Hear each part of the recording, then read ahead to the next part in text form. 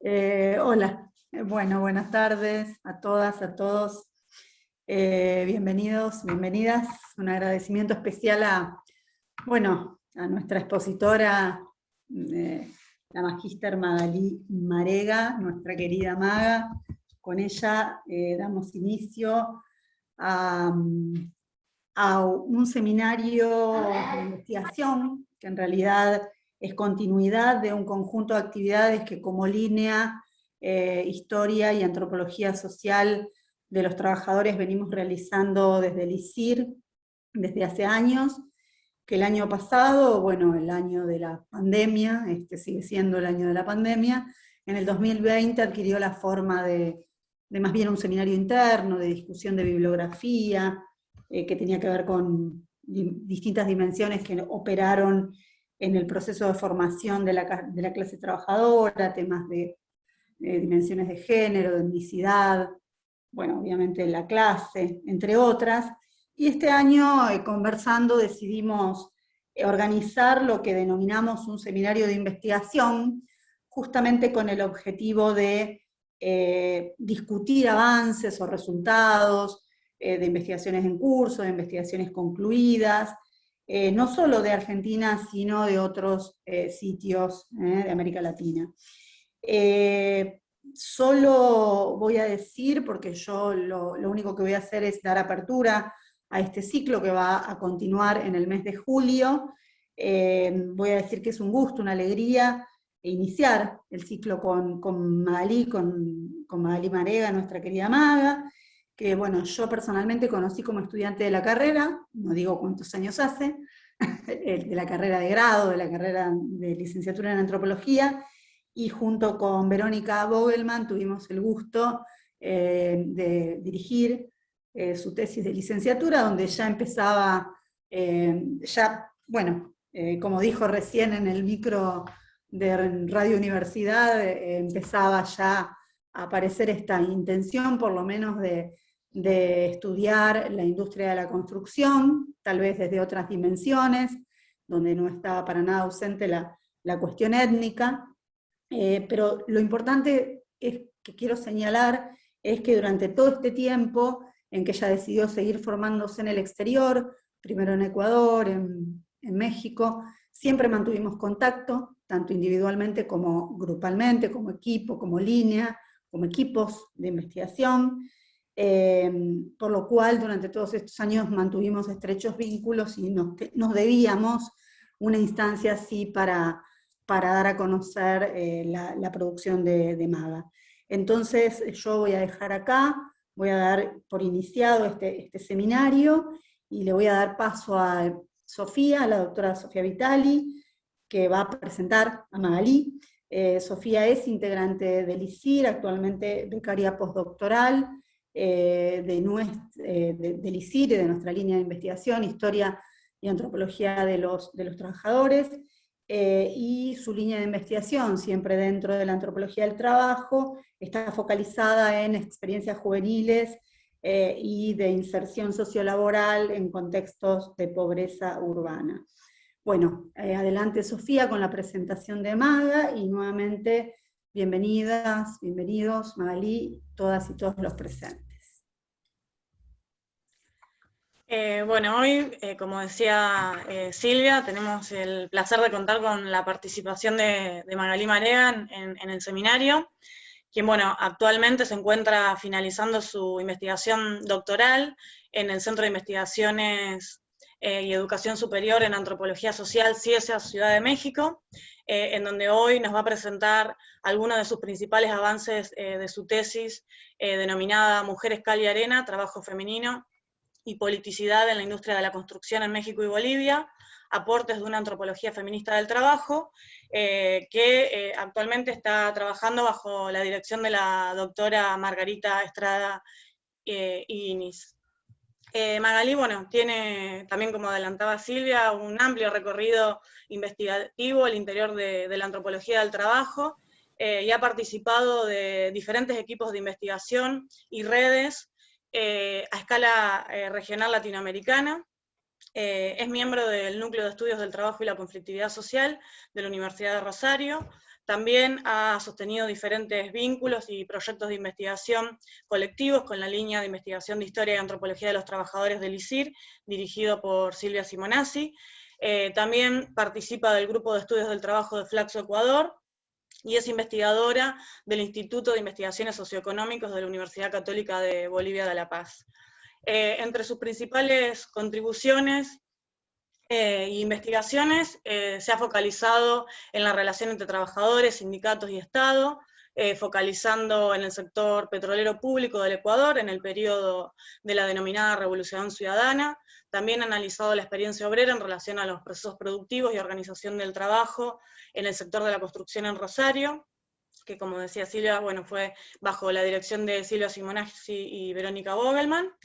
Y bueno, más recientemente se encuentra realizando indagaciones vinculadas al trabajo y a las estrategias de organización gremial de mujeres trabajadoras de la construcción en La Paz y en la Ciudad de México, desde una mirada de la antropología feminista del trabajo, con, digamos, focalizando también en los procesos de reproducción de la vida de las mujeres trabajadoras, y en donde también se destacan en sus producciones actuales el interés de nutrir esas indagaciones también desde metodologías de la antropología visual, que bueno, que también hoy vamos a tener el gusto de conocer si le da el tiempo. Así que bueno, sin más, le dejo la palabra a nuestra expositora.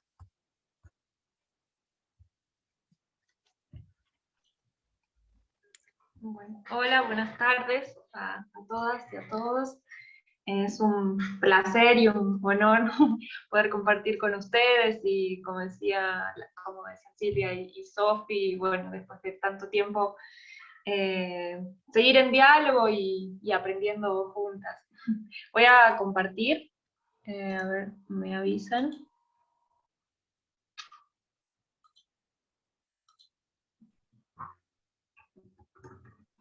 Perfecto, ¿Sí pueden ver? Se ve, sí, se ve bien. Bueno, perfecto. Entonces, voy a empezar. Bueno, primero sí, agradecerles mucho la invitación a ISIR, especialmente a Silvia y a Vero también por todos los trámites y la organización. Como mencionaba Sofía, este es un trabajo, es un avance más bien de mi tesis de doctorado, que estoy cursando en el CIESAS en Ciudad de México, en la cual realicé un poquito más de un año de trabajo de campo en México y en Bolivia, y actualmente estoy en la etapa de escritura de la tesis, entonces, bueno, sus comentarios y pareceres van a ser muy bienvenidos. Entonces, brevemente les quisiera contar cómo estructuré la presentación como guía. Primero quiero presentar como las coordenadas teóricas metodológicas de las que parto, sobre todo esta apuesta por una antropología feminista del trabajo, y luego vinculado a los objetivos más específicos de esta investigación, que tienen que ver con las formas de politicidad en el trabajo de las mujeres en la industria de la construcción. En segundo lugar, les quería contar caracterizar cómo fue la experiencia etnográfica en estos lugares, y a su vez también cómo caracterizar brevemente la dinámica histórica de inserción de mujeres en el sector de la construcción. Y luego abordar como dos núcleos analíticos en los que estoy trabajando y que sobre todo tienen que ver con los núcleos más fuertes como hallazgos que saqué de la tesis, o que estoy construyendo más bien, uno vinculado al cuerpo, a la materialidad del cuerpo, en el colonial capitalismo y vinculado al trabajo, y otro específicamente sobre el proceso de trabajo, el sistema de oficios y la disputa en torno a los saberes. Y por último, a partir de todas esas dimensiones que desarrollo, delinear como algunas líneas en cuanto a las formas de politicidad de las mujeres de la construcción. Entonces, para partir, ¿por qué el trabajo? Bueno, parto de la centralidad histórica y teórica del trabajo, como lo concibo como toda actividad que media las relaciones sociales y el intercambio con el entorno también para la reproducción social y para el sostenimiento de la vida. A mí me parece fundamental como pensar el trabajo desde esa dimensión que trascienda lo productivo y lo reproductivo, lo público y lo privado. Entonces, en términos genéricos, sí, entender el trabajo como esa actividad que funda humanidad, que permite la producción de sentidos y constituye a los sujetos, pero al mismo tiempo entenderlo en su actual realización histórica como producto y productor de relaciones de hegemonía subalternidad y fundamentalmente en términos de la relación capital-trabajo o capital-vida, como lo plantean algunas autoras, pero también en términos de configuraciones racistas, patriarcales y coloniales, ¿no? Que me parece como relevante para pensar el trabajo en América Latina. Entonces, y sobre todo, pienso el trabajo en términos teóricos, como ese, por llamarlo de alguna manera, como prisma para abordar esa jerarquía y explotación y todo lo que lo enfrenta o lo resignifica a través de la experiencia de las mujeres. Entonces, ¿qué estoy proponiendo con esto de antropología feminista del trabajo? Que no es nada demasiado nuevo, más bien es articular como algunas perspectivas o herramientas de distintas perspectivas que considero necesarias. Por un lado, sí retomo y me posiciono en los grandes aportes de la antropología del trabajo latinoamericana, que tiene una larga tradición también en Argentina y en Rosario sobre todo. De allí retomo toda la experiencia de formación trabajada en el NET y también en las líneas de investigación en el ISIR sobre historia y antropología social de los trabajadores y trabajadoras, todas las actividades que hicimos en términos de formación y de diálogo sobre la antropología del trabajo en particular, ¿no? Básicamente parto de entender esto a partir de los estudios en profundidad, conocer la multiplicidad de significaciones derivadas del carácter contradictorio del trabajo a partir de las experiencias, entendiendo que las experiencias, bueno, son este conjunto heterogéneo y contradictorio de percepciones, creencias, actitudes y prácticas en torno al trabajo, en la que operan estos procesos ideológicos, políticos, económicos, y que están procesados históricamente. Entonces, entendiendo siempre el trabajo desde esa dimensión ampliada, que abarca lo productivo y lo reproductivo, y sobre todo, como veremos ahora, considerando el trabajo de las mujeres en esta conformación histórica latinoamericana, pensar en términos de reproducción social, en productivo y reproductivo, es como insoslayable el trabajo de las mujeres. Y de la perspectiva, desde la antropología feminista, retomo algunos debates y aportes. Aquellos que tienen que ver con los aportes de la economía y la antropología feminista, en las que proponen esta trascendencia de la dicotomía entre lo productivo y lo reproductivo, entre lo público y lo privado, y todo el debate también largo debate, y desde hace varias décadas, de las teóricas de la reproducción social, en torno a, por ejemplo, uno de los debates es si en el trabajo doméstico se produce valor o no, y ahí bueno, está toda la discusión desde la teoría de la reproducción social, con Federici, Dalla Costa por un lado, Arruzza, Bhattacharya, Ferguson por otro, bueno.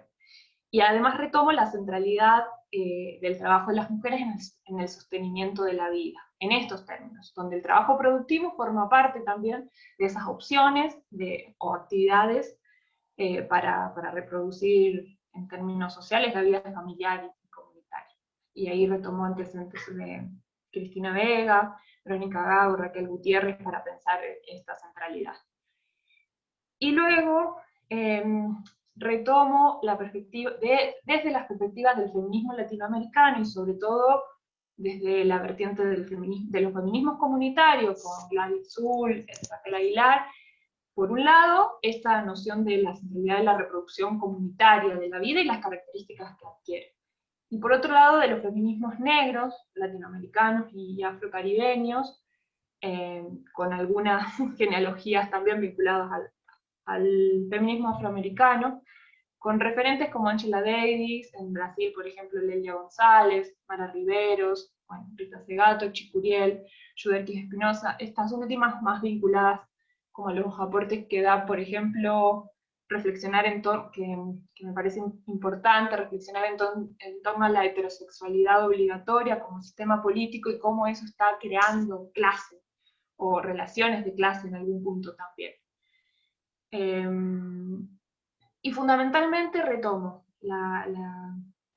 el debate sobre la interseccionalidad, que Jabardo, que realiza una genealogía del feminismo negro, ella plantea que en realidad lo que el feminismo posmoderno se tradujo como teoría de la interseccionalidad está en la base genealógica del feminismo negro americano, que desde los años 70 algunas académicas y activistas como Audre Lorde, Angela Davis, Patricia Hill Collins, ya venían denunciando el racismo y la explotación en términos en términos de clase, de género y raciales fundamentalmente, pero que también hay experiencias de discriminación múltiples que dejaron marcas en estos colectivos de luchas ancestrales y que parten del entendimiento de que estas desventajas no están separadas, sino imbricadas y que se remontan hace mucho tiempo, están como las primeras expresiones a fines del siglo XIX y demás. Entonces, a mí me interesa como esta perspectiva para pensar el trabajo, en cuanto, por un lado, permite desafiar este modelo hegemónico de la mujer universal, y por lo tanto comprender, como plantea Mara Viveros, de cómo las experiencias de las mujeres empobrecidas y racializadas son producto también de esta articulación dinámica entre las jerarquizaciones de sexo, género, clase, raza, en contexto de dominación históricamente construido. Entonces yo creo que esta gran propuesta, o el gran aporte de esta propuesta más bien, refiere a esta comprensión de la dominación, como señala Mara Viveros, como formación histórica, en las que las relaciones sociales están imbricadas en las experiencias concretas, en las que viven las mujeres y los sujetos, ¿no? Y entonces ahí me resulta útil esto de la interseccionalidad, aunque no soy partidaria del término, pensarlo como pregunta de cómo abordo la investigación, y que encuentra respuesta en estas investigaciones en contextos concretos. Por eso también mi intención de comparar o de poner en tensión y en relación estas dos localidades de estudios que tienen bastantes diferencias. Y bueno, y más que nada también retomo desde la epistemología feminista esta centralidad de la experiencia de las mujeres, el conocimiento, y ahí puedo ver también el trabajo como continuum, y el conocimiento situado y encarnado. En la tesis trato de poner, por ejemplo, cómo juegan mis privilegios en cuanto a la blanquitud, o al ser extranjera, o en el trabajo de campo, pero también en términos analíticos, que luego lo podemos charlar si quieren. Bueno, y la relevancia del locus de iniciación como elemento analítico también, del lugar que estamos hablando, con todo lo que somos, y con lo que también entienden que somos, por más que no nos percatemos de los sentidos que están construyendo sobre nosotros. ¿Y por qué politicidad? Bueno, parto de entender la politicidad, por un lado, como lo retomo de Bolívar Echeverría, este filósofo marxista ecuatoriano, que él plantea que es esta capacidad de los seres humanos de imprimir una figura singular, más o menos estable, a su sociabilidad, de moldear su organización, dando forma, contenido y sentido al conjunto de las relaciones de interdependencia, de trabajo y de disfrute que interconectan y definen a los seres humanos en tanto sujetos sociales, posibilitando la reproducción de su existencia. Entonces si consideramos las experiencias de las mujeres negras o indígenas y sus comunidades que actuaron en diversos contextos históricos también, muchas veces como en clandestinidad, y sus formas de producir conocimiento, ahí por un lado puedo encontrar estos continuums de formas de hacer política a través de sus luchas, resistencias y reexistencias. Y que además, al menos en estos dos casos, en Bolivia y en México, se reactualizan permanentemente en el mundo popular urbano. Y obviamente las lógicas de la acumulación de capital en los territorios también es fundamental para ver cómo se va conformando esa politicidad, el accionar de los estados y las experiencias concretas para reproducir y sostener la vida, ¿no? Y bueno, en ese sentido también retomo la política por un lado, como esta dimensión de dar forma a lo social en este contexto de hegemonía subalternidad, retomando un poco esta concepción de lo político en términos más de Gramsci o de Thompson, de campo de fuerza que se despliega en la vida cotidiana, y que esto impone límites y configura también determinados límites para el accionar de las personas. Entonces, para resumir, lo que me interesa en la tesis es ver cómo a través del trabajo de las mujeres se conforma de una manera específica, considerando también su situacionalidad histórica y geográfica, se conforma la clase, al mismo tiempo que procesos de generización y racialización de maneras específicas, como que no lo podemos separar solo en términos analíticos, pero es preciso entender como esta unidad en como trama de relaciones de poder estructurada por estos múltiples sistemas de opresión más bien, y por lo tanto las formas de politicidad y resistencia van a ser específicas. Bueno, en cuanto a mi experiencia etnográfica, sí brevemente, realicé trabajo de campo en la zona metropolitana del Valle de México, de mayo a diciembre de 2018, ahí como, bueno, acá en el mapita está la parte central, es la Ciudad de México, y luego hay otros estados, municipios que conforman del Estado de México y un municipio del Estado de Hidalgo que conforman esta zona metropolitana. Y entonces ahí realicé observación participante en obras en construcción, en grandes obras en construcción, en otras, como sobre todo eran plazas comerciales, grandes complejos de plazas comerciales que se insertaban las mujeres ahí, luego en residencias más pequeñas, en remodelaciones de residencias más pequeñas, con una cuadrilla mixta, y luego con mujeres que se insertan, como que trabajan más como cuentapropista, como pintoras, impermeabilizadoras y demás. Y luego en hogares, tuve la particularidad que el trabajo de campo de México fue un poco más complicado, y no pude seguir a las mismas mujeres en sus lugares de trabajo y en los hogares, por distintas razones, pero entonces opté por ir a hogares de mujeres y a entrevistarlas y estar con ellas, de mujeres que trabajaron hace varias décadas en la industria de la construcción. Entonces tengo como esa limitación. En La Paz y el Alto, en cambio, ese trabajo de campo de enero a agosto de 2019 fue mucho más rico. El trabajo de campo, como pude permanecer más tiempo, estar con muchas mujeres, y con ellas en sus espacios laborales, en los hogares, en sus comunidades de origen, en los espacios de participación política también, en jornadas de trabajo como en sus cuadrillas de trabajo solo de mujeres, luego en jornadas de trabajo de obreras que trabajan en el Gobierno Autónomo Municipal de La Paz, luego en AINI, que es esta práctica de trabajo colectivo donde las mujeres enseñan y aprenden, vinculado más a la tradición comunitaria indígena, y bueno, en sus hogares. Ahí hay un mapita de La Paz y el Alto. En entrevistas también, realicé más entrevistas, la de La Derecha es México, a 35 mujeres hice entrevista en profundidad, hice 63 en total, y bueno, en México, que es la izquierda, hice 22 mujeres entrevista en profundidad, y otros actores claves en los dos campos. Y bueno, y también registro audiovisual y fotolicitación, que luego si quieren charlamos de eso, pero acá ellas son algunas de las mujeres de México, que quería incluir sus fotos también para darles visibilidad y reconocimiento y rostridad. Y ellas son algunas de las de Bolivia. Bueno. Y para caracterizar así rápidamente cómo se insertan en la industria de la construcción históricamente, tiene que ver así en las dos localidades de estudio con el desarrollo de los procesos de urbanización en ambos lugares, las políticas públicas también de ordenamiento del suelo, del ordenamiento urbano, y también en las políticas laborales y de protección social específicas.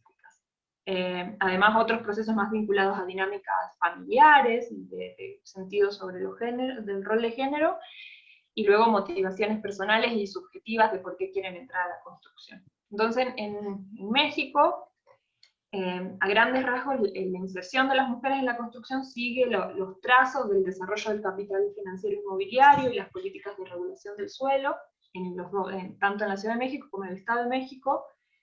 La mayoría de las mujeres, sobre todo las que son de 40 a 60 años, comienzan a trabajar a fines de los 80 en grandes empresas o constructoras de vivienda y conjuntos habitacionales de lo que acá en México se llama de interés social.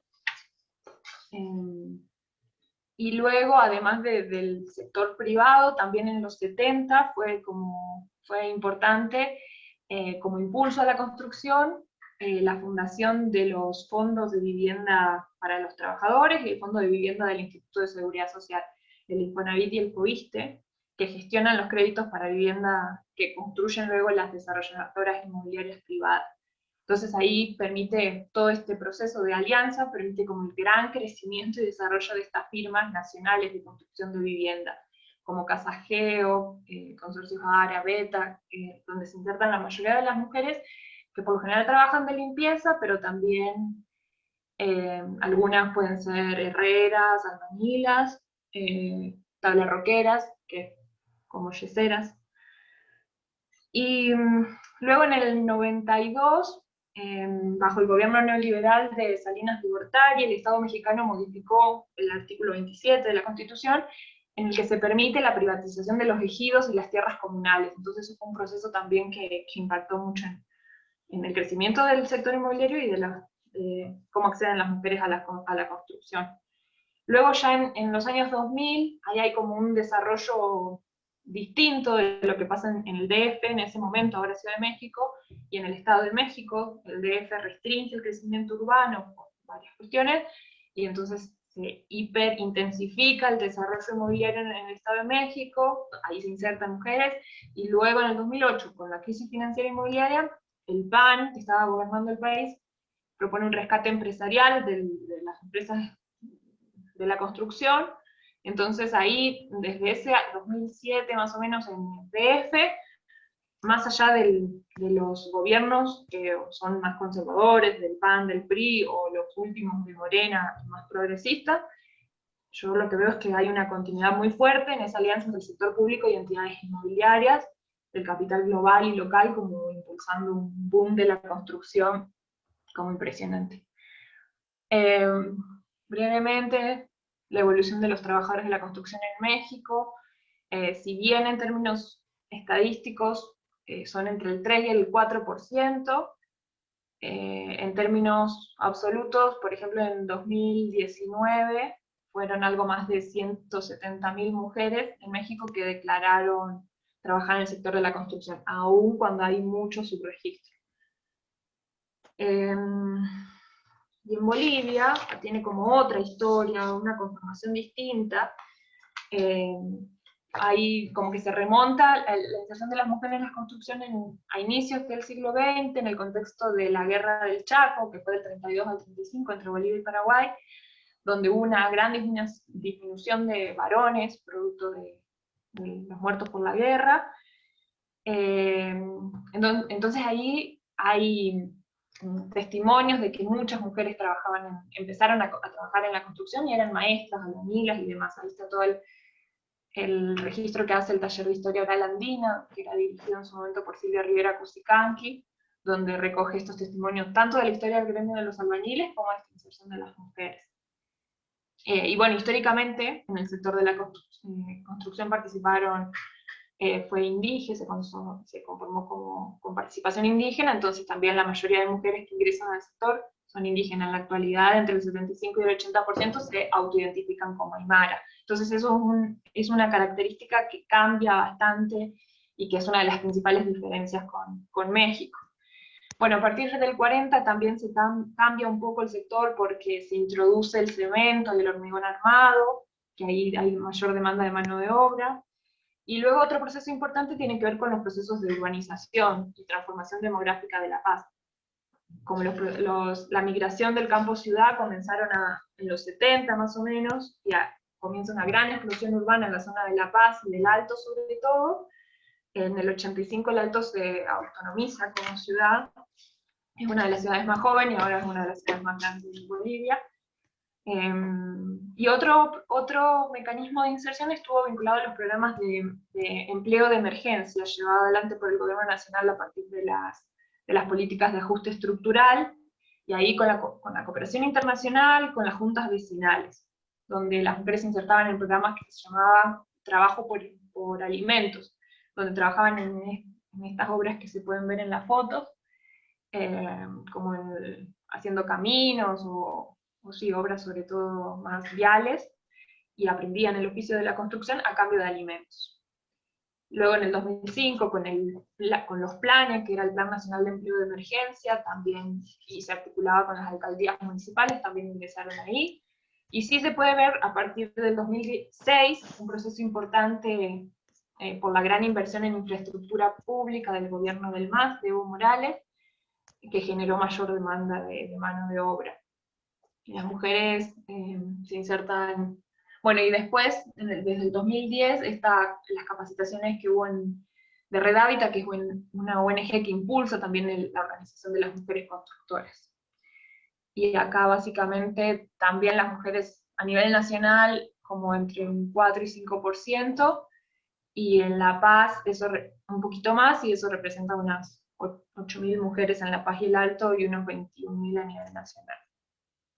Bueno, y creo que la gran coincidencia, y que me parece importante remarcar, es este tema de las experiencias en autoconstrucción, que todas se dediquen a lo que se dediquen, en los sectores populares construyeron sus propias casas, la mayoría, o ayudaron a construir las de sus familiares.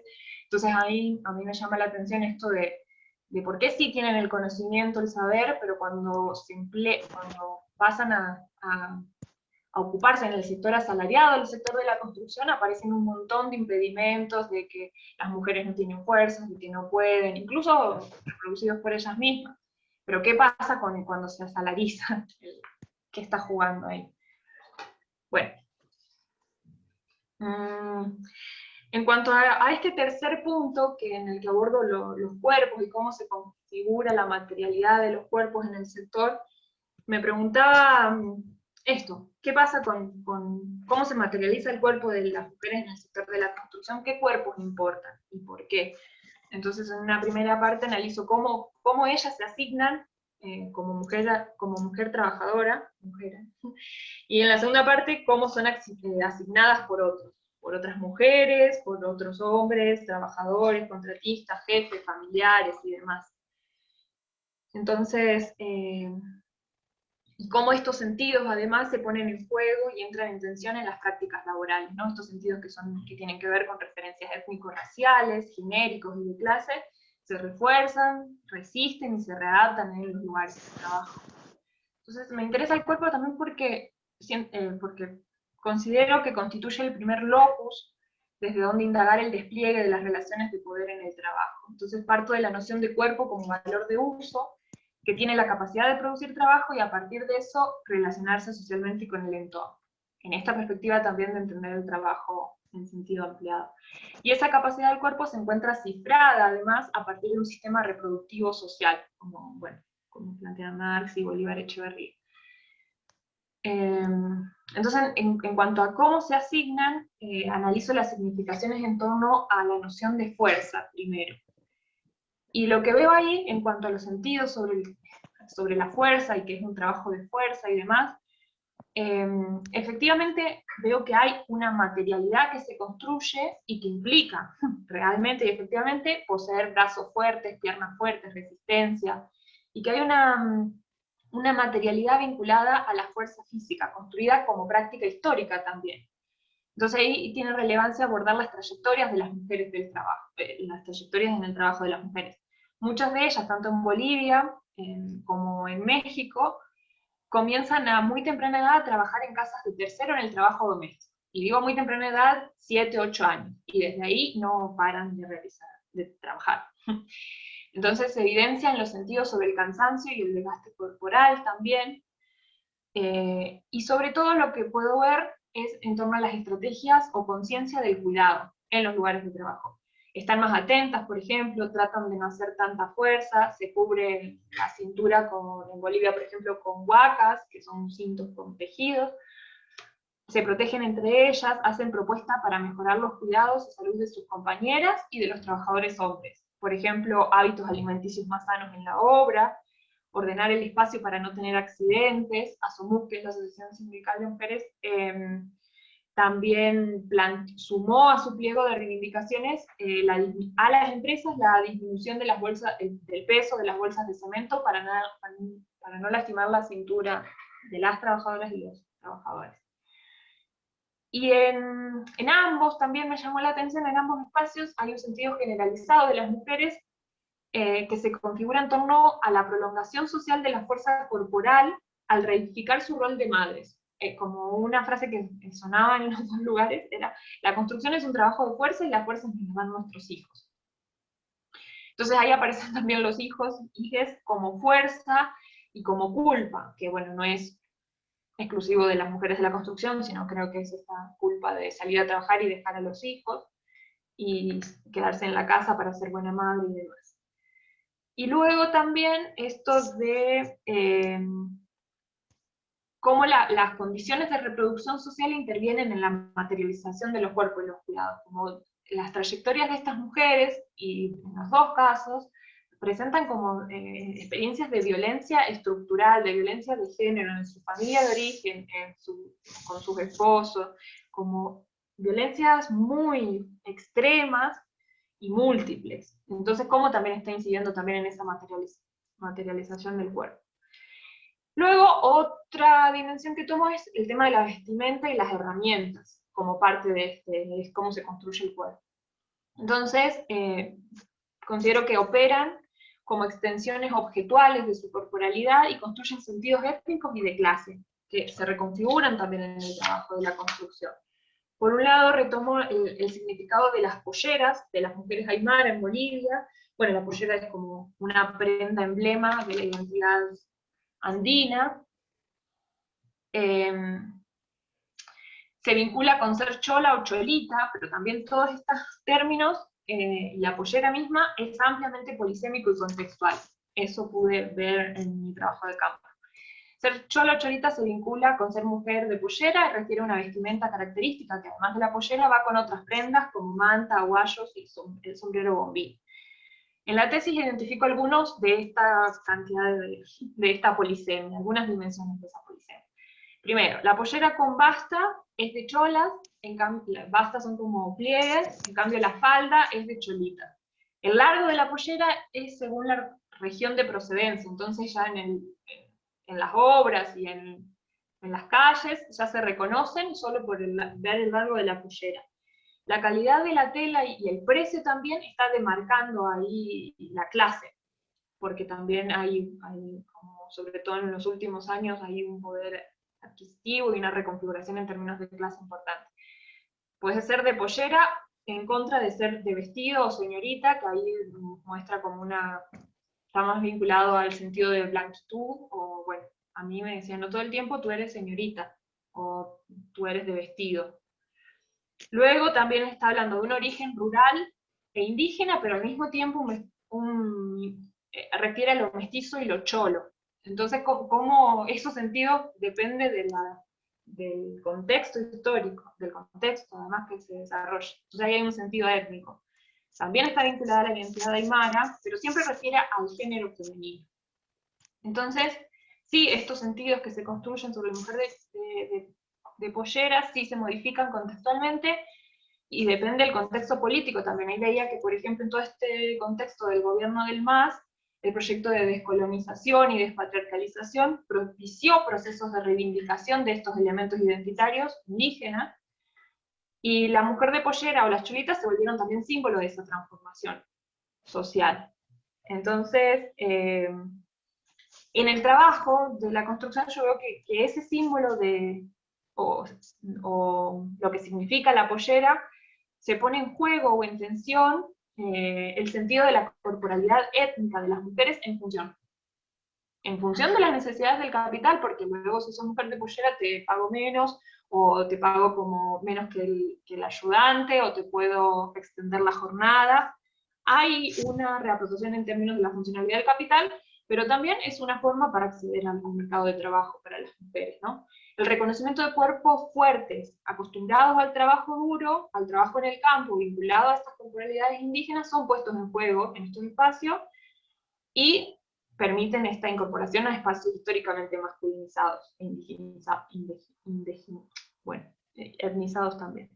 Son aprovechados por las mujeres, pero al mismo tiempo propician mayor explotación. Y lo que veo en México, en cambio, que se resalta desde las mujeres y desde otras personas con relaciones, que se resalta la belleza, el cuidado corporal y la imagen, como todo el tiempo aparecía la utilización del maquillaje y simbolismo sobre lo sucio y lo limpio en el trabajo de la construcción, como reforzando o remarcando una especificidad identitaria en cuanto al género, no en cuanto a lo étnico.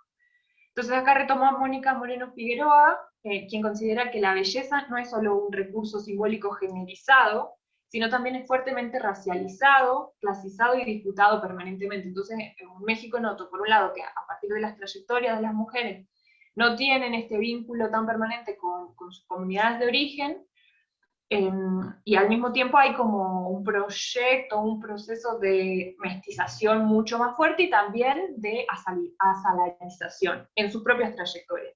Como si se van intercalando con trayectorias de desempleo, pero se incorporan más en el pequeño comercio, en el comercio informal, en el trabajo remunerado del hogar y demás, pero es como un peso, sí, un proceso de asalarización más fuerte.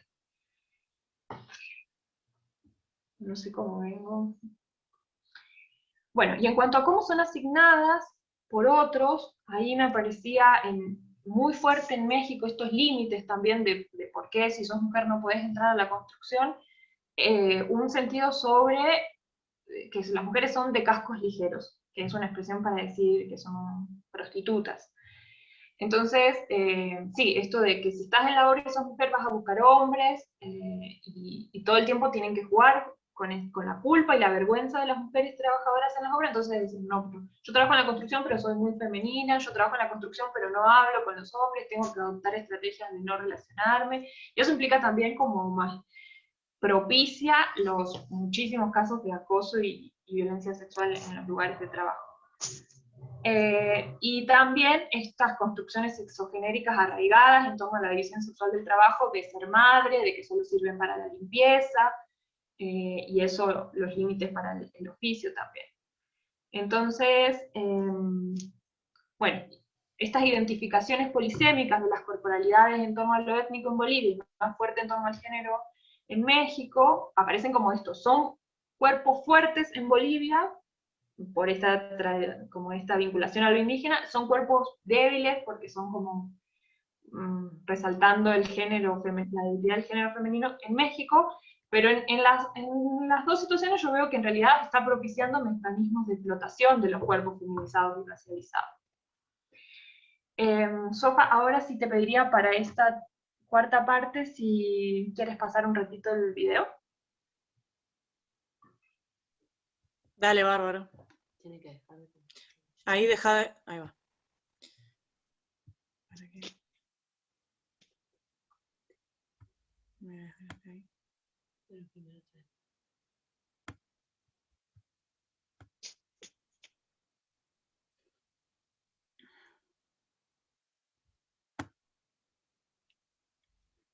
Compartir sonido. Ya está puesto. Compartir sonido. Bien.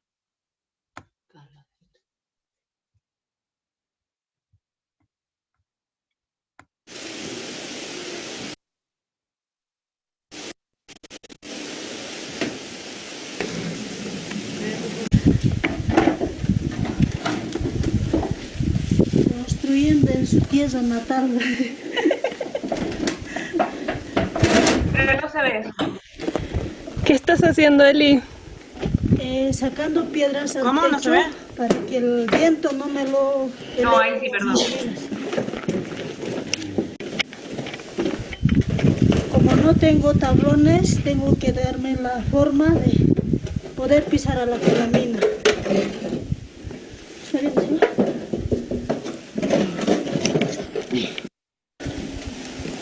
Como no hay hombres aquí, como no hay hombres, tampoco nos hace falta aquí.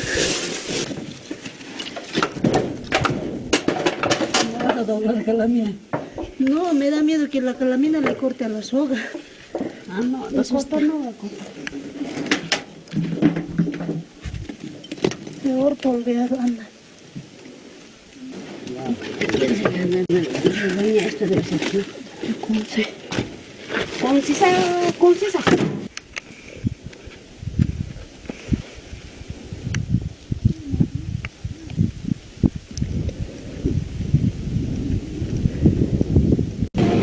Avanza el costo.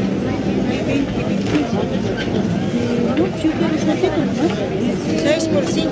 Marta tiene. Esto es 6 por 50, 7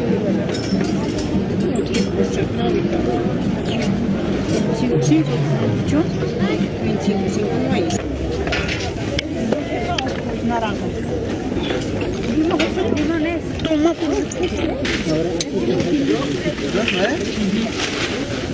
¿el kilo? 25 caseritas. ¿Un kilito me das? Ya, ¿de cuál casera? ¿Cuánto tiene el kilo de eso? ¿Cuántas unidades?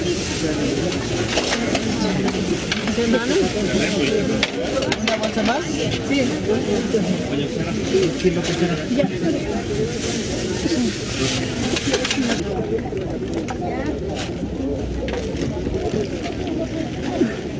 La ropa de arroz, ¿cuánto sale de esto? 85. ¿Cuál es este? ¿Es para blanco? Para blanco caserita. Sí. ¿Cuál marca es? 3.50. Ya, dame este más.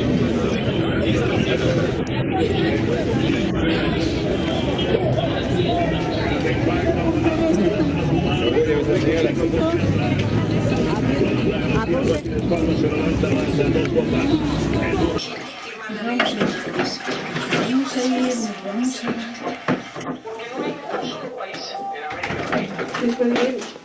De las canciones de para los niños.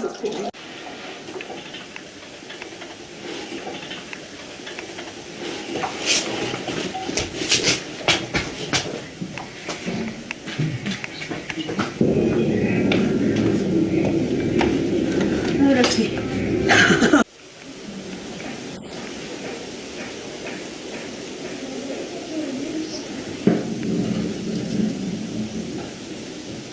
Creo que sí. Hasta arriba está tu mandarina. A mi arriba. No veo, me arriba nada. Entonces, no veo a mi arriba nada, mira. Aquí está por encima. Cambiamos con antiguo. Gracias.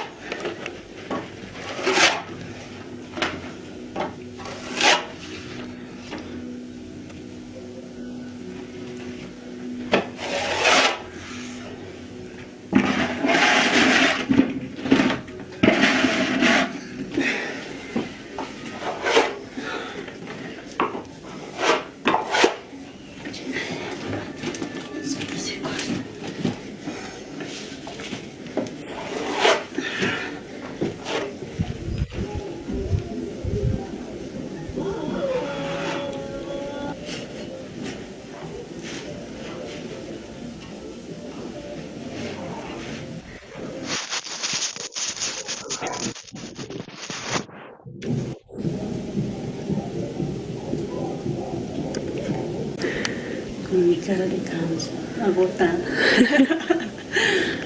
Ya pues ya acabó, ya está tarde y hay que descansar. Y porque ya es tarde, con la oscuridad ya no vamos a ver bien. Entonces hasta ahorita sería el trabajo.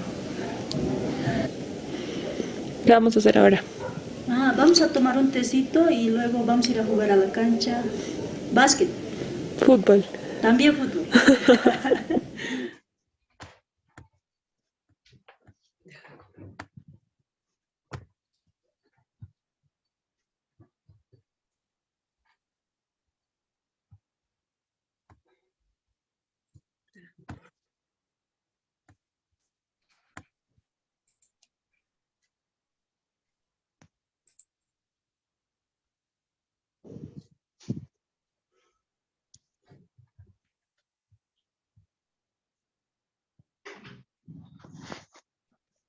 Ahí, gracias, ¿no?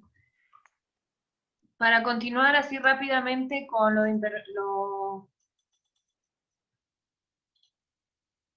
esto, que me parece importante ver, como que es imposible considerar el trabajo de las mujeres en el sector de la construcción sin tener en cuenta como esta multiplicidad de actividades que realizan por día y que trasciende espacios y tiempos también, y que sí se jerarquizan en cuanto a qué se considera como trabajo, pero que están todo el tiempo, lo reproductivo y lo productivo están entrelazados permanentemente, y por eso quería poner de ejemplo el caso de Eli.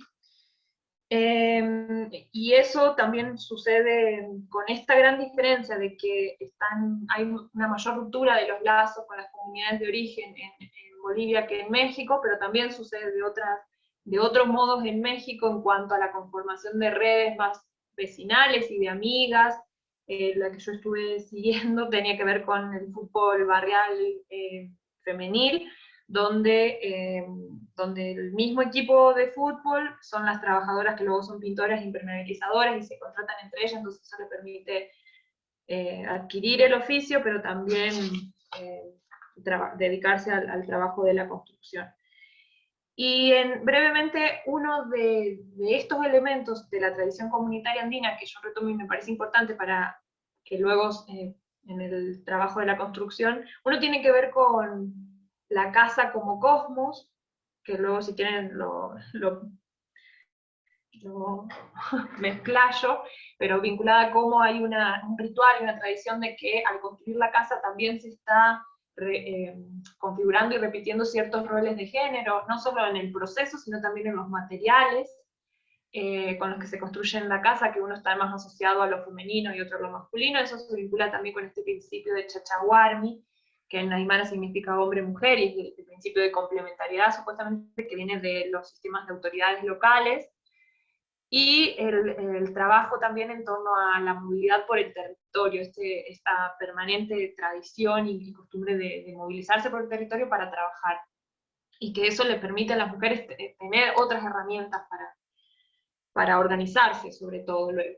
Y en México, esto que mencionaba del proceso de mestizaje y de salarización más fuerte, y hay sobre todo en las últimas décadas en el Estado de México, una contrainsurgencia, como lo llama la autora Itandewi Reyes Díaz, donde se da más fuerte el despojo de lo comunitario, lo popular y lo femenino. El Estado de México es uno de los principales, de los estados más altos, que tiene más altos los índices de feminicidio también y desapariciones. Bueno, y entonces, para pasar más rápido, porque si no... en el sector de la construcción hay como una disputa permanente que yo veo justo en esto del sistema de oficios y en las jerarquizaciones del oficio. Por un lado, hay como fuertes limitaciones, algunas un poco menos en Bolivia, que tienen que ver con que los maestros varones no las dejan aprender, les quitan las herramientas, son objeto de burlas todo el tiempo, de acoso. Las arquitectas, por ejemplo, que pude entrevistar decían, no, los trabajadores, si sos mujer, y más si sos joven, te ignoran, no te miran, no te hacen caso. El tema de la edad también influye. Luego está esta práctica de tener que trabajar gratis por varias semanas para demostrar la capacidad que el chalán, como se le dice acá al ayudante, si muestra su trabajo en un día, ya más o menos, o en un tiempo con pago, ya lo categorizan en determinada categoría. Entonces, ahí veo cómo en algún punto los trabajadores varones, maestros oficiales, están operando como representantes de clase en algún punto, al aumentar la explotación de las mujeres según sus prerrogativas sexogenéricas. Bueno, estas eran entrevistas, pero creo que ya estoy con el tiempo. Entonces, ¿qué estrategias encuentran las mujeres para aprender el oficio en los lugares de trabajo? Y tiene que ver con, por un lado, se transmite de madre a hija, es muy usual de que las lleven a trabajar a sus propias hijas, bueno, hijas e hijos, pero sobre todo hijas, también entre amigas y vecinas que se enseñan, o trabajando con el esposo familiar. Ahí tengo una entrevista de Tina, que es de acá, de Ciudad de México, que ella se aventó a hacerlo y le salió muy bien y se animó y luego así aprendió. Luego, vinculado a esta intensificación del trabajo, también en el trabajo a destajo, que te dan un trabajo para hacer y aprendes porque aprendes, como no no hay mucha posibilidad, sobre todo porque es necesario, por la naturaleza del trabajo y de intensificar el trabajo. Y luego en Bolivia lo que veo es por la capacitación institucional a través de Red Hábitat. Y otra dimensión muy importante también en Bolivia es lo que les comentaba del AINI, que es esta idea de trabajo comunitario que veíamos antes.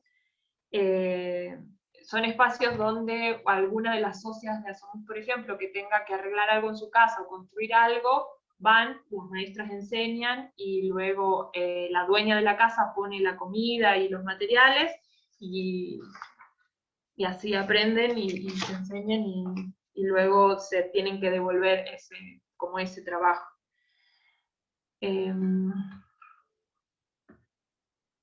Bueno, y en cuanto a la prolongación y extensión de la jornada de trabajo y los mecanismos de extracción de plusvalía, yo veo sobre todo en Bolivia esto que está asociado con el ser mujer y el ser india, como se denomina despectivamente, como categorías laborales. Ellas señalaban que ganan los ayudantes, ganan como un 30% menos las mujeres que el ayudante varón que tiene el puesto más bajo.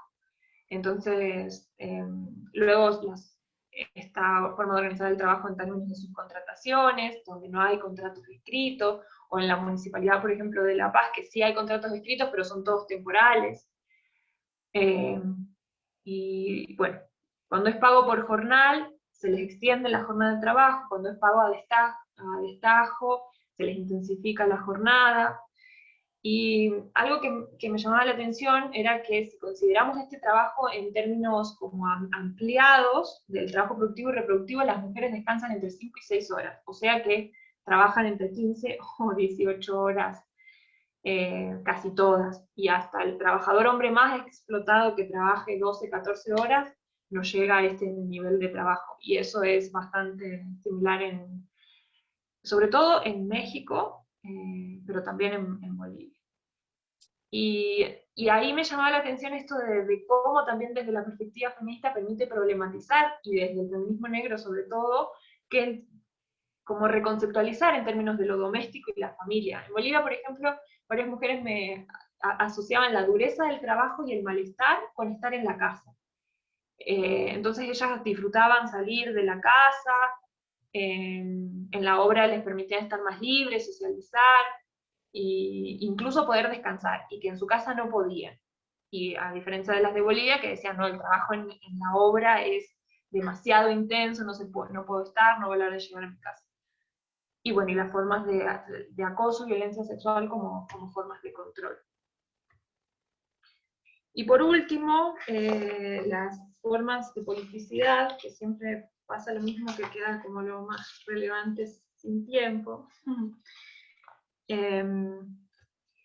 Bueno, a partir de lo que vine hablando, yo trato de ver justo las formas de politicidad en el trabajo, pensando estas relaciones de poder, por un lado en las prácticas y sentido en torno al trabajo, y ahí veo cómo las jerarquías en la organización del trabajo, los saberes y el espacio, también cómo se está configurando, cómo se están transformando esas relaciones de poder a partir de esas prácticas en torno al trabajo. Lo mismo en torno al cuerpo, estos sentidos sobre las corporalidades, las emociones, los cuerpos en afectación, y cómo se producen y reproducen relaciones de clase, género y étnico-raciales, histórico y relacionalmente, ¿no? En conjunto con el papel del Estado. Y también al mismo tiempo cómo a través de esas relaciones de trabajo se están reproduciendo y produciendo entramados comunitarios, especialmente en Bolivia, pero en México también más asociado a la obesidad. Y en Bolivia una exclusividad o que son referencia en toda América Latina refiere a que desde el 2010 comenzaron un proceso de organización gremial que se conforman como asociación sindical, solo de mujeres constructoras, solo de mujeres trabajadoras de la construcción. Bueno, para pasar rápido a eso, pero también me parece que hay una cierta politicidad en términos teóricos epistemológicos, en cuanto de cómo estamos entendiendo el trabajo, y cómo estas conceptualizaciones también tienen efectos políticos. Y para contarles brevemente la organización del trabajo, la conformación de ASOMUC, Por un lado tiene que ver, como mencionaba, con esta dinámica del sector de la construcción, como matriz de dominación también del colonial patriarcal capitalismo, del proceso de la naturaleza del proceso de trabajo, que persiste el oficio, que a veces se agrega tecnología de punta, pero es trabajo artesanal. También con las experiencias históricas de organización y acción colectiva de los y las trabajadores. En el caso de Bolivia, bueno, si quieren luego lo desarrollamos más, pero por un lado tiene que ver con una larga tradición de organización de las mujeres, pero también de estar organizados sindicalmente bajo una estructura de federación sindical, y que las mujeres entienden que es súper machista y que no las contemplan ni en sus necesidades ni a la hora de la participación política.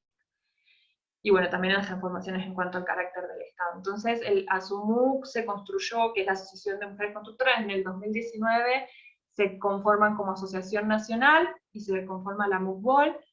Entonces ellas realizan como, primero, fuertes críticas al sindicalismo clásico, aunque todo el tiempo están ahí negociando y manteniendo diálogo para algunas demandas con la federación, retoman algunos elementos de las prácticas organizativas comunitarias, entonces se conforma como una especie de ahí asociativismo sindical sui generis, en el que sí se retoma algo del modelo sindical clásico, pero también de las formas comunitarias. Y bueno, nada, creo que podría terminar acá, tenía las conclusiones, pero es repetir un poco lo que vine planteando, si quieren, porque ya se me hizo muy largo, perdón.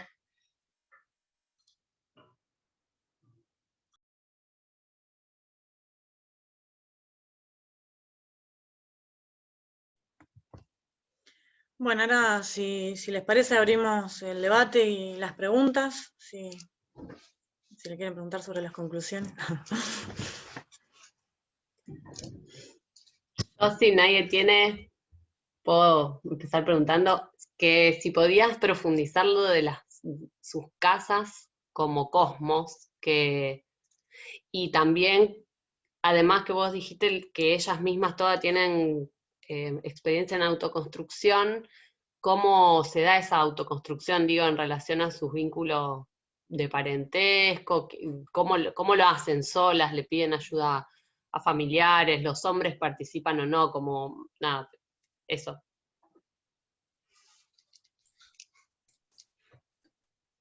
Yo también, pero no sé si va contestando o cómo les parece. Si quieren podemos, no sé, ¿querés que recolectamos un par o empezamos? Sí, si quieren un par y ahí puedo ir vinculando, ¿no? Dale. Ay, lo mío obviamente tiene que ver con estas menciones que hiciste a lo largo de la exposición en relación a la epistemología feminista. ¿Qué lecturas hiciste? Si podés desarrollar un poco estas dimensiones que mencionaste, bueno, en relación a el foco por las experiencias de las mujeres, la relación, digamos, una reflexividad en torno de tu presencia ahí, y bueno, y esto último que aparece en relación a los efectos políticos de la concepción de trabajo, si tiene que ver con esa dimensión de intercambio en relación a la construcción teórica de la investigadora en este caso, y las construcciones de las trabajadoras. Bueno, eso, si podés desarrollarlo un poquito. Gracias.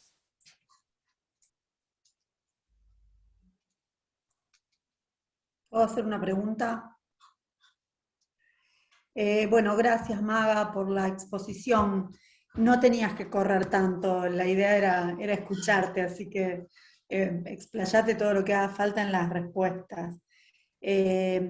Muy, muy interesante los ejes que presentaste. Yo solo te quería preguntar algo que tiene que ver con una mirada más histórica. Vos planteás esto, en Bolivia arrancás con el déficit de mano de obra que implica la guerra del Chaco en relación a los hombres muertos y la necesidad de reemplazar. Pero yo, sin ir tan lejos, lo que te quería preguntar es si vos notaste cambios o si registraste cambios, si vas a tener en cuenta los cambios que se producen a partir del gobierno de Evo, pensando sobre todo en la inmensa transformación urbana que se produce tanto en La Paz como en el Alto. En la estadística que vos, si mal no recuerdo, vos hacés el cuadro que mostraste va de 2005 a 2000, bueno, en adelante. Y yo pensaba, si tenés previsto, no con mucho nivel de detalle, pero sí pensar las diferencias, ¿no?, con el pasado pre-Evo, y cuánto, digamos, cambia esa situación a partir de, en principio, de eso, ¿no?, de la transformación urbana de La Paz y el Alto, pero además también si las experiencias organizativas de las mujeres tienen algo que ver, o cómo se entroncan, o cómo se relacionan con el gobierno del MAS y con las organizaciones, ¿no? Sobre todo teniendo en cuenta esto que vos señalaste del machismo, de las organizaciones sindicales en general, y bueno, que no creo que se hayan eliminado con el gobierno de Evo, pero en todo caso, bueno, qué reformulaciones se han planteado a partir de entonces. Eso.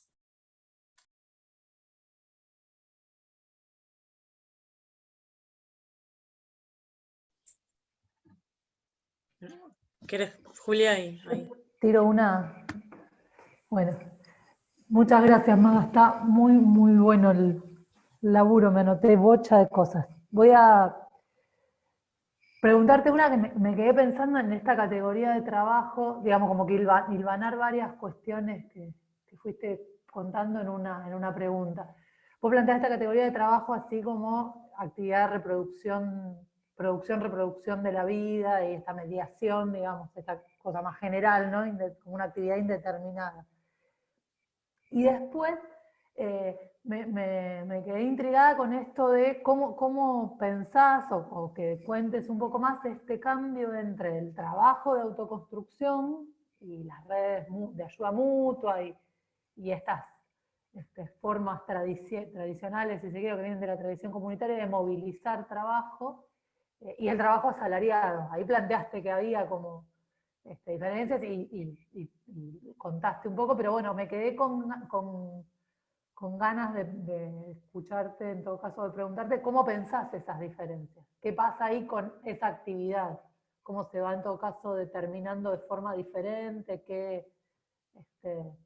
¿Y qué implicancias tiene eso en la construcción, en la politicidad?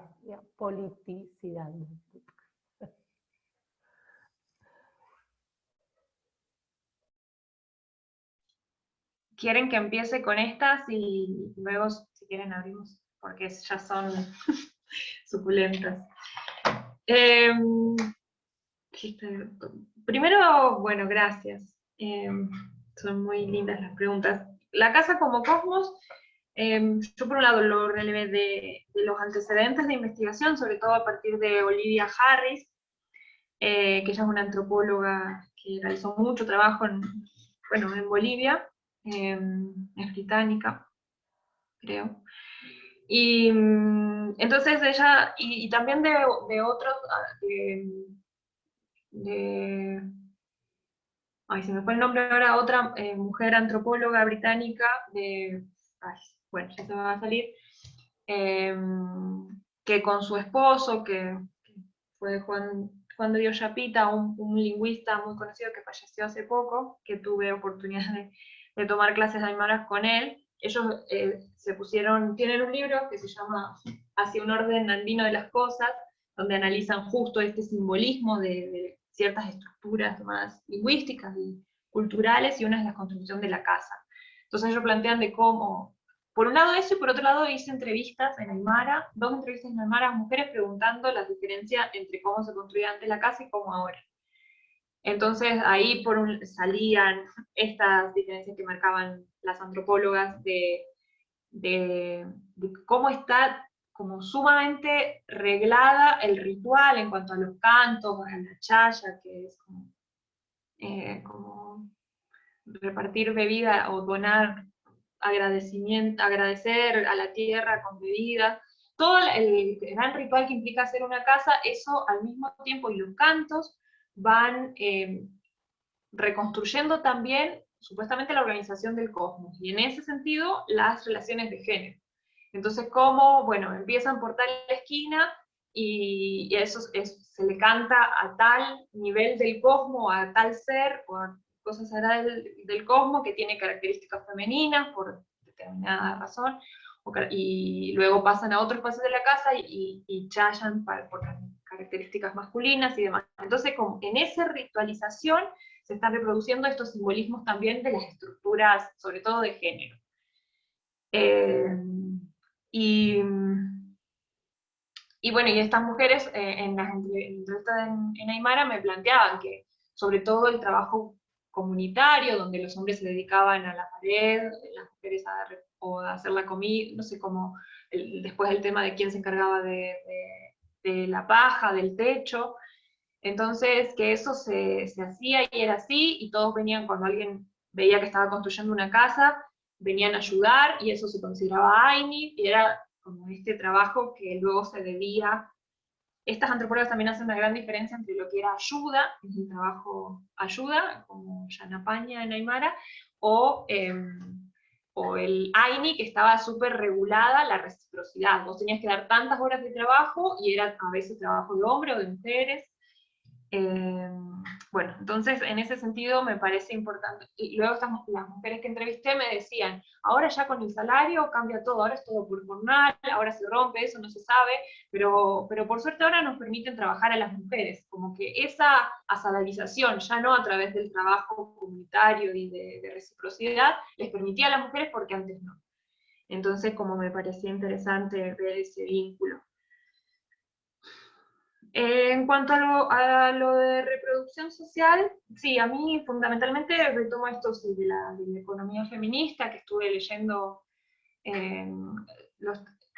repasando un poco los textos que discutimos en el seminario el año pasado, entre todas, pero también mucho desde la economía popular, de cómo están entendiendo estas nuevas formas de trabajo, que sí es una emergencia producto de la crisis del neoliberalismo, pero al mismo tiempo son formas como medias experimentales, pero lo que yo veía, y con otros trabajos que hicimos con Cris, planteamos que sí hay una estructuración colonial de entender el trabajo en estos términos, de cómo, por ejemplo, el trabajo de pensar, por un lado, quiénes son las mujeres que realizan trabajo doméstico, asalariado, cómo se generó un nicho laboral sumamente etnicizado, y como que esa configuración colonial en términos de la jerarquización racial sobre todo, está configurando esos determinados trabajos, pero al mismo tiempo, como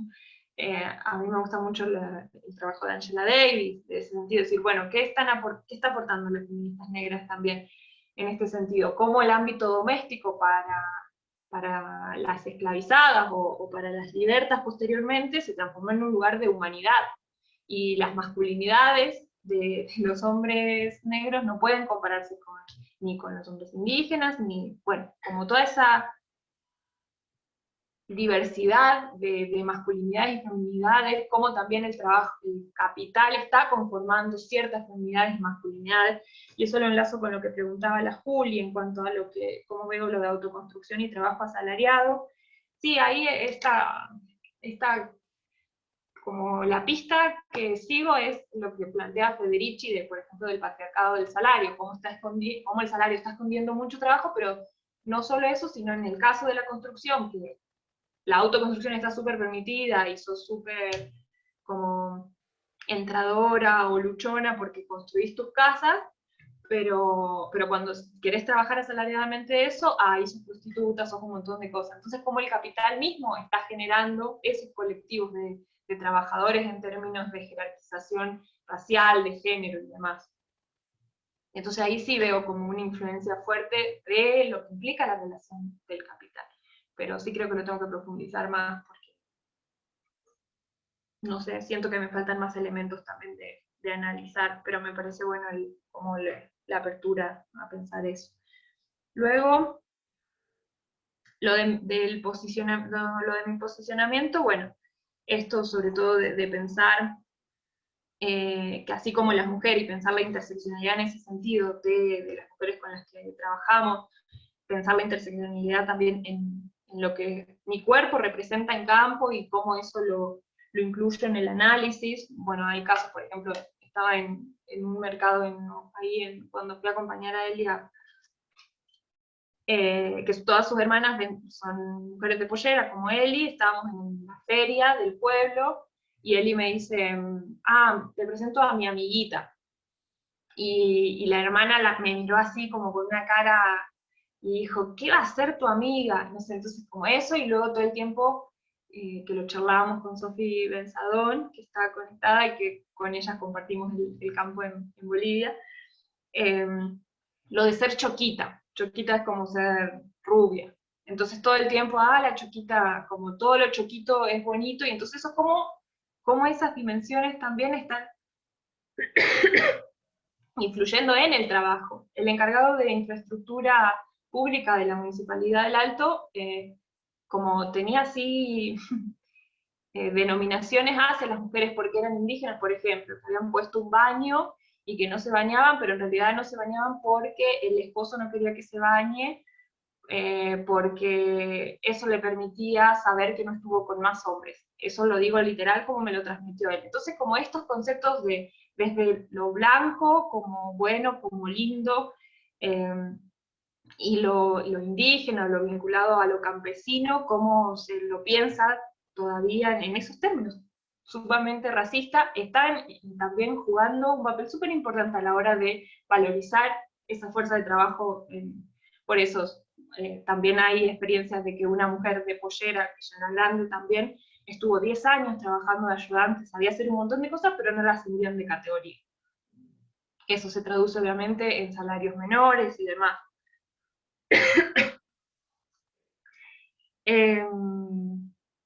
Entonces, como que trato en la tesis de todo el tiempo, como cómo me ven o mis características como extranjera también, como no hablar aymara, o luego cuando me puse a estudiar aymara y podía decirles algunas palabras en aymara, ya cambió un montón la relación, pero es ir viendo cómo se teje esa confianza también, los afectos y que hablan de... Perdón.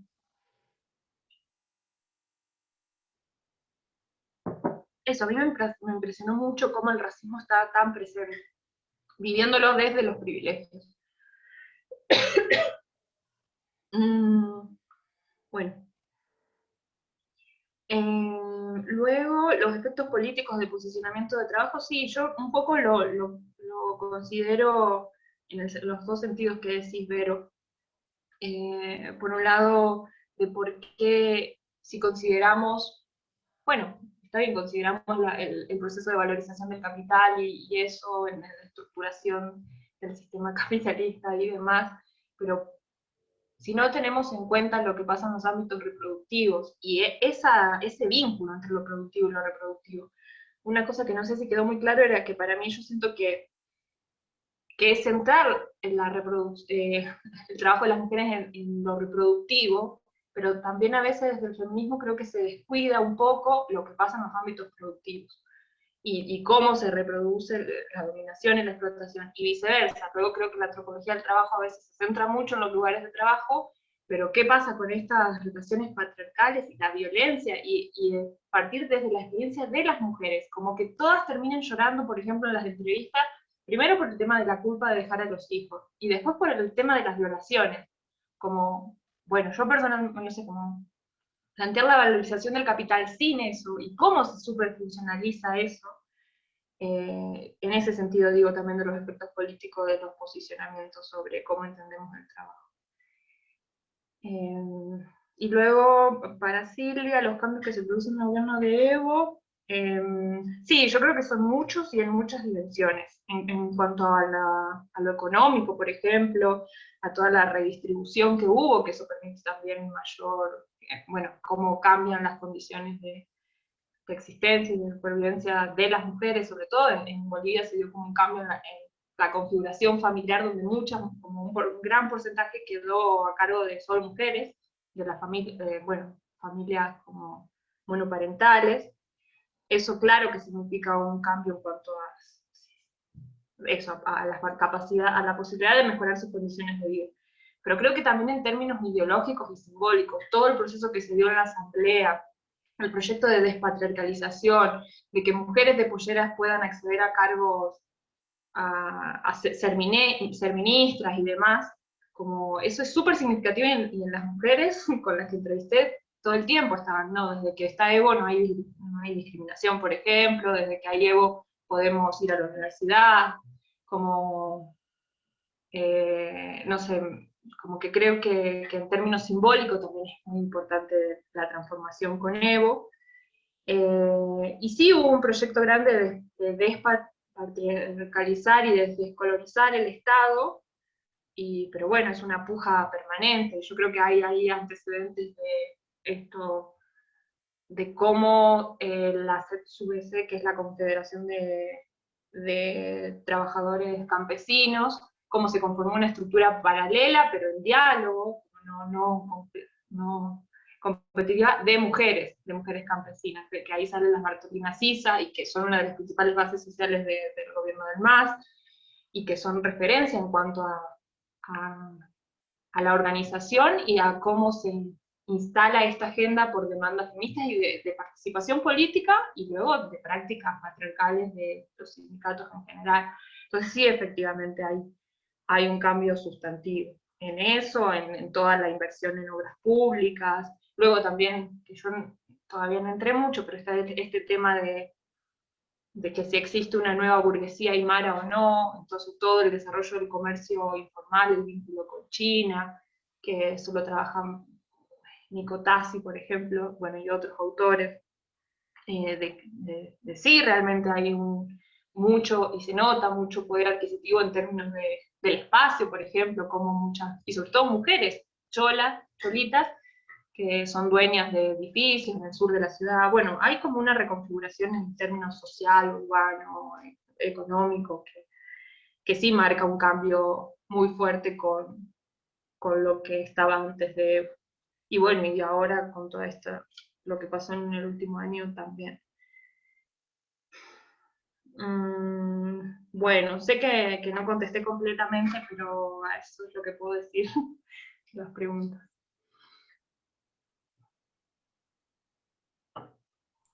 Excelente, nada, gracias. Gracias, Maga. Qué hermoso trabajo. Felicidades. Bueno, igual también me acepto comentarios de que si no les parece lo que estoy diciendo y esas cosas. No, es re interesante, la verdad.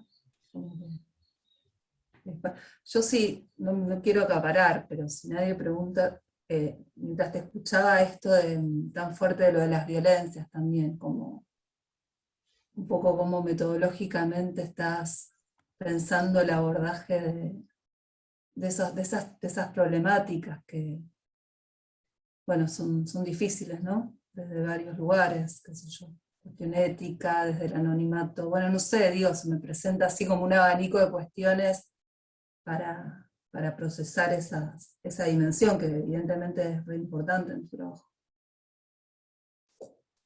Las violencias, las violaciones, el acoso, lo mencionaste un montón de veces.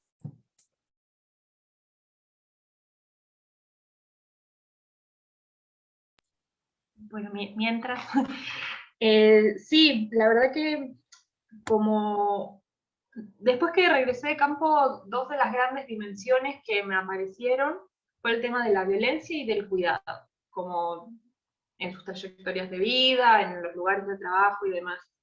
Y la violencia es algo que fue tomando mucha centralidad, y bueno, ahora estoy tratando de tomarlo como más en términos transversales, pensando también en la violencia estructural, fundamentalmente, en la violencia institucional y violencia de género, pero sí, no es que tengo ahí como...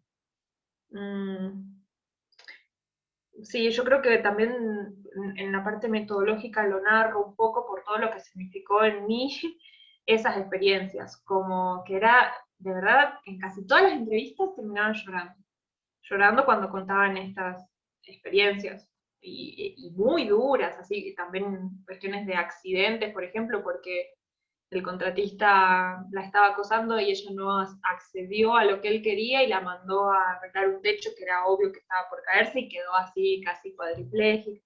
Como así, experiencias de violaciones, bueno, de muchos casos. Y en cuanto al anonimato, sí me genera esto también de pensar todo el tiempo que por un lado la invisibilización, porque me encontré con mucha gente que decía, pero ¿cómo? Si las mujeres no trabajan en la construcción, hasta profesores que me decían, no, no existe ese tema, no existe las mujeres constructoras. Entonces creo que la invisibilización es también parte de esa violencia, quizás epistémica de alguna manera, de que cuando vemos obras en construcción no vemos mujeres.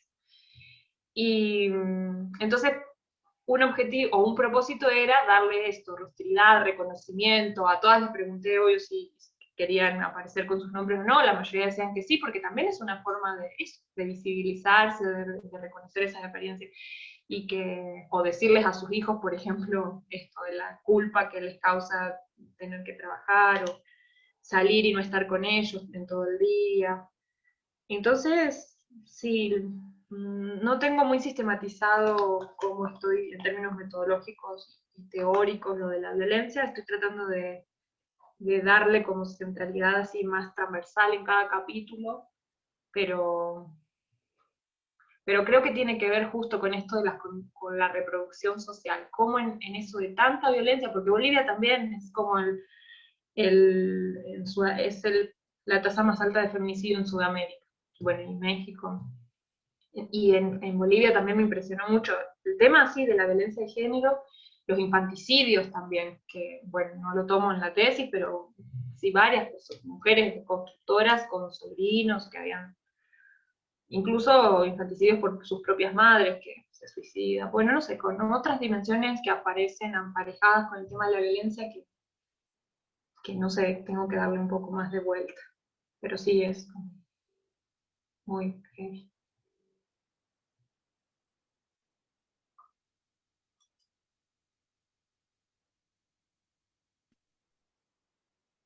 Buenísimo, Maga. Más que nada para felicitarte. Se ve apasionante el trabajo. Me encanta. Te envidio ese trabajo de campo espectacular. Haber estado ahí sobre todo en Bolivia, pero eso, felicitaciones, está buenísimo. Felicitaciones, Maga. Muy lindo el trabajo. Gracias, gracias. Sí, la verdad que fue lo que más me gustó del campo. Me imagino. Está para escribir capaz que una novela también, ¿no? Justo estoy leyendo a Bolaño, 2666, que habla todo de los femicidios de Ciudad Juárez y me hace acordar un poco lo que estás contando. Sí, hay una antropóloga británico-aymara, que es Alison Spedding, que trabaja en temas de trabajo, pero también es cocalera y demás, estuvo presa por la producción de coca y por ser militante también, y ella hace mucha literatura, maravillosa, se la súper recomiendo, tiene muchas novelas, cuentos, es increíble, increíble, increíble.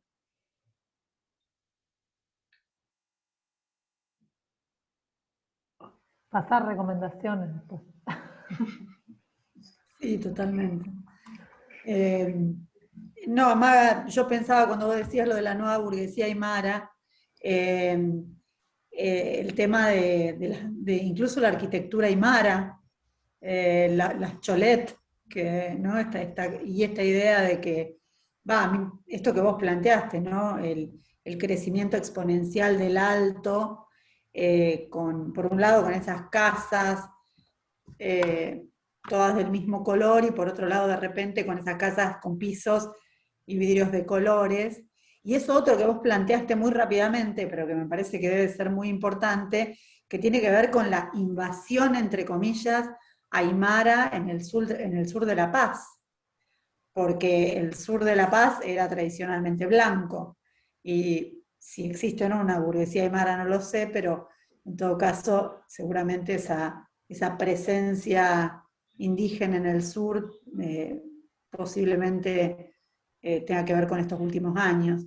Pero, digo, seguramente excede tu trabajo, pero sí me quedé pensando sigo pensando en las estadísticas esas que vos das del trabajo registrado, y me pregunto cuánto de trabajo registrado productivo y cuánto no registrado.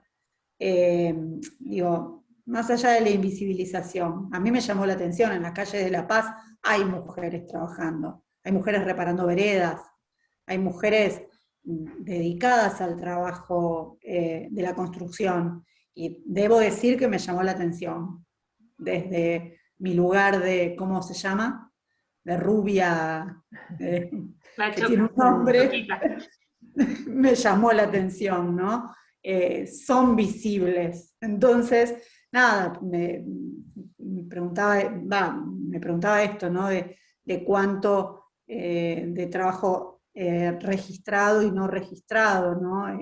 Puede haber, sobre todo pensando en Bolivia, ¿no? Conozco menos el caso de México, pero sociedades con con un altísimo grado de informalización.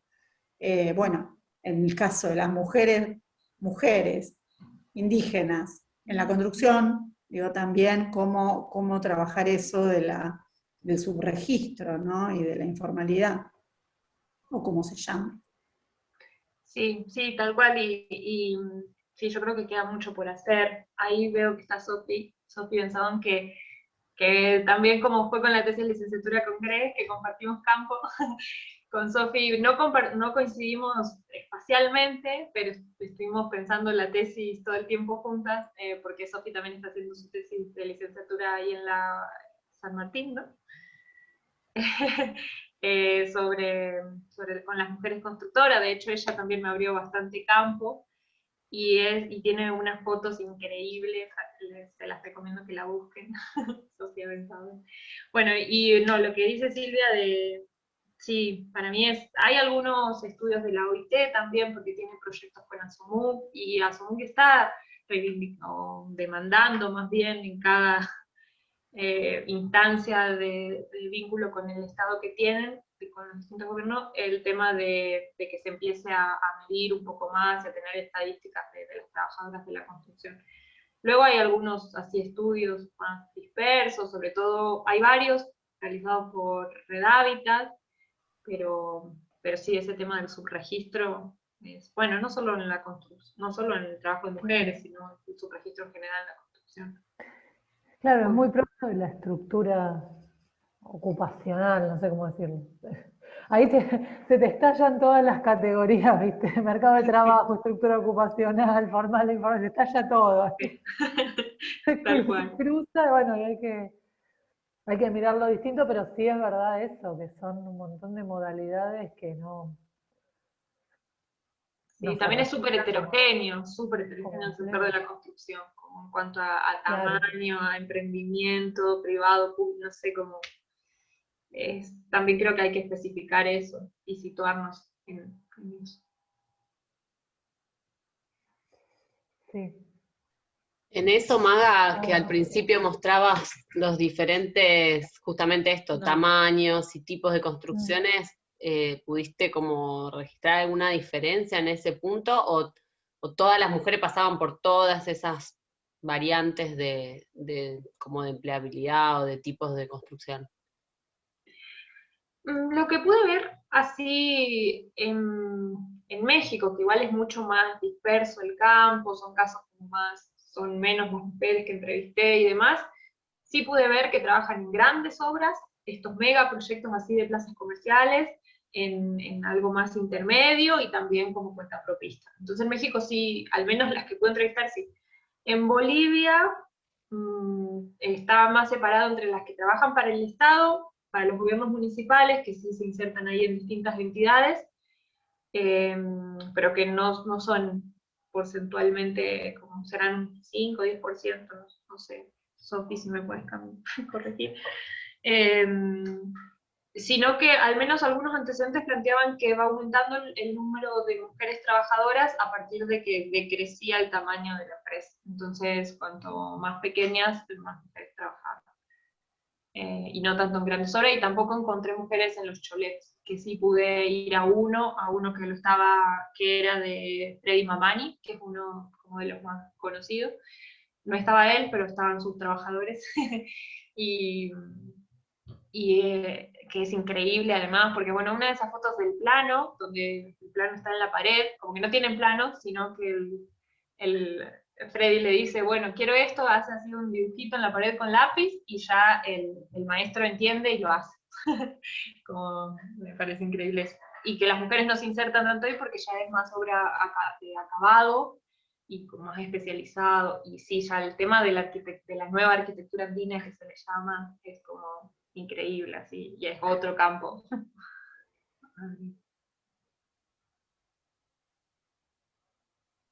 ¿Entendí mal o dijiste que Freddy Mamani no contrata mujeres? No, en las obras en las que fui, no. Y los trabajadores me decían que una vez había una, pero ocasionaba conflictos, chismes, y que no. Al menos en esas obras, no sé.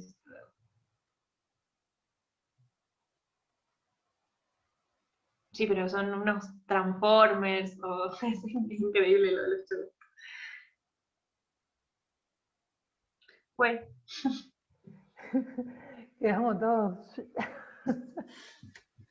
Sí, Bueno, mucha no sé, información, Maga, zarpado.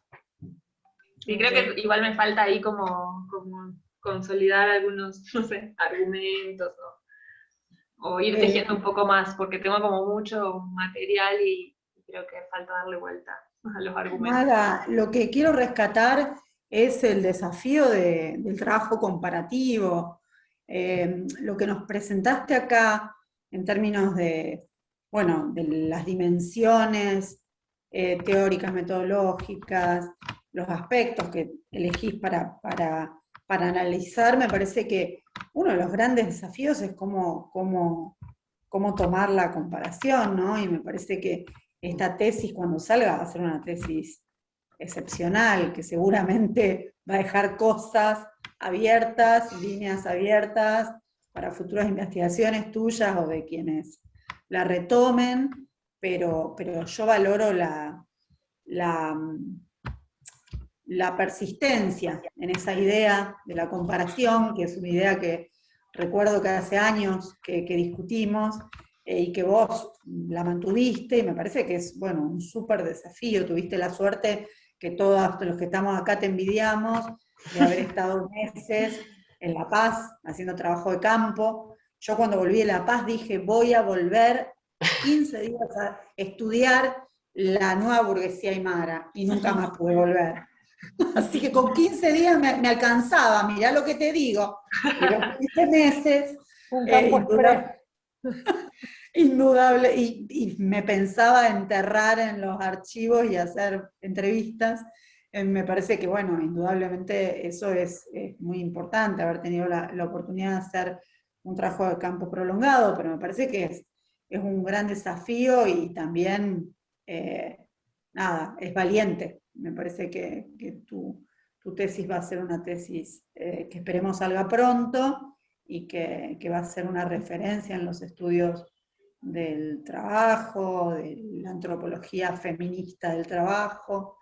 También el sector es valiente, porque no es lo mismo plantear el género en un sector quizás feminizado, no sé, que en la construcción, que como vos decís, Maga, es invisible el trabajo de las mujeres. Y en ese sentido me parece muy, muy valiente también. Bueno. Muchas gracias. La vamos a dejar descansar porque la está con de la construcción. Tuvo que atender a la prensa a las 2 de la tarde, y claro, ahora conversar con nosotras, entonces está como hace muchas horas. Y hace años que no tenías estos nervios todos acumulados en una hora. Y aparte está escribiendo la tesis. Por favor. La previa de la presentación. Muy bueno. Bueno, espero. No, ¿En qué muchas momento gracias. estás? ¿En qué momento estás más? Gracias, te ¿Cómo? aplaudimos. No te has ¿En qué momento estás? Vero. ¿Estás bastante avanzada en la No la escritura? hagas acordar. Perdón. Sí. La escriqué. No, ¿La que qué?